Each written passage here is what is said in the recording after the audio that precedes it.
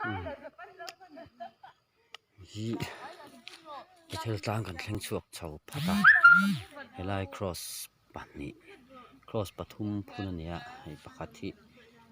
tun hnaia engemaw tin lo tliak hlap mai a chuan khi lampang kha kan fan tawhna tlang kha ni a nakina kan kal leh tura ngai la lamah hianin hmun thianghlim kha kan tia hmun thianghlim lam kan pan chhowa hei tilai hi kan bethel na tlang hi a thianghlim thap mai hei ai mi pe te le ni tin mai hian tlo pon oma hmun hi zau khop mai mi som nga zadon po hanin tlarila chutiang chu lengani lai a hian hei lai po bel mai a chu hi lai mai a hianin a top lova lai hmun tlang hi rawpui khop mai a khon oman oma zuk fan vek kan du khop mai a maro chu mi ṭawngṭai lai hi kan ti boyang ti kan lau khop mai a amaro chu thawm nei lo theyang berin chukram kan tim don ni na che kal lo mai la pulai ṭawngṭai na hmuna khon kan comment te po nei lo tura kai ngai don ne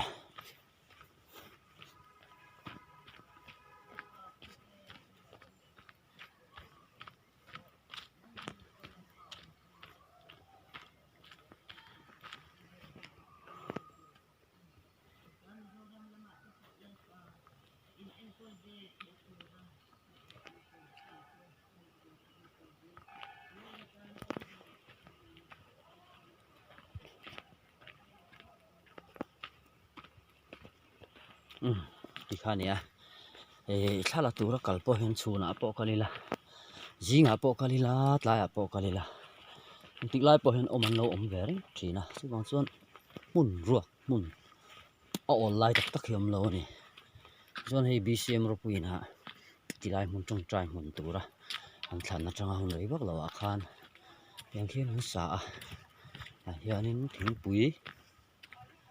lumna bel le no te kim mai mamo kan hung reng ani chuanin chila kal thuak a chiang zokin lon chho le lockdown ni ti hianin ṭawngṭai tura kal tam tak te pawh hian thla te pawh hian la ve ri thina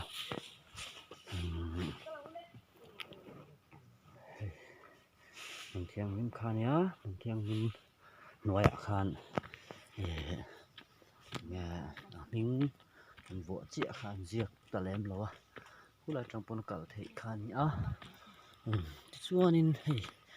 kan hmaah hianin ṭawngṭai tur an kala ni pawh hi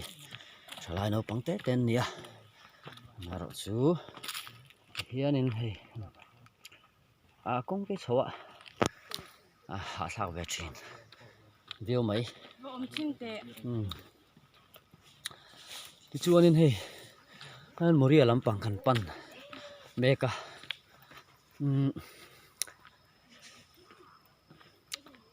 ai san lung pawngah tak mai hian cross an dah a hi a hming chu moria ti ni tu ma ṭawngṭai tla hen fi alo de chana lo ma khi moria tin je kul mai ni ti chuanin hei lai hen cross lian pui mai a ding ta lu mai hei hi lai cross hi avar ni a lai khwanin rawpui khua a awm ta rawpui khua cậu san bcm hnuai atangin cậu san sang pei le phut ten nena tang hoin ti hian ṭawngṭai na hmun hi an ruam man ani a ti chuanin hilai hian mi dil tlang mi dil school tlang te pawh hi alang ve ngai ruatin nung len a hril chang tiang tu te chuan lang a lom chuan helai cross kha omakata tin je ku mai ni oma kata ni pathian mangai na pathian khongai na ril ru renga siat sen lo ya la siam tu na siang khan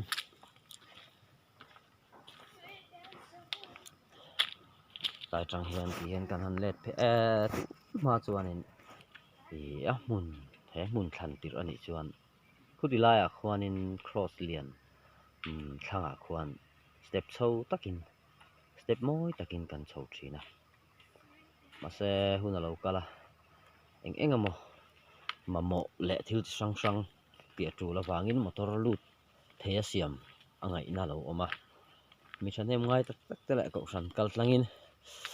motor lut thei turin ro man na ne ne ti khona luta hati lai kong khachu a chho boka kan sel ta ni a mun hi anuam kho a zaw boka tilaya hianin fil lian pui po siam do ni la thilol sam te niang ti turani hi mi mal ram mania tira chuan bcm rawpui ko san upa kel choi te ram mania ani hian ṭawngṭai mun tura tan ti hian ko san te min ho tir ṭawngṭai mun tura kan nei du chung chu ti hian kan ta turangin kan kuta da top bai ni ko san te ti tha ti lo mom khop mai tiang ram tha ram ngo thing le mau te hi sum le pai vekati ani to la lai kara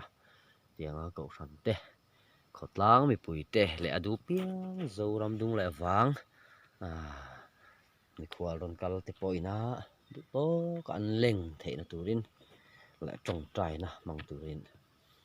han ṭawngṭai na mun tur min siam sak ani rawpui ani mai ro chu heng te hi a thlon ngai lova lan panale tam takin a ru thina ni hati song kha ṭawngṭai mun ṭawngṭaitlâng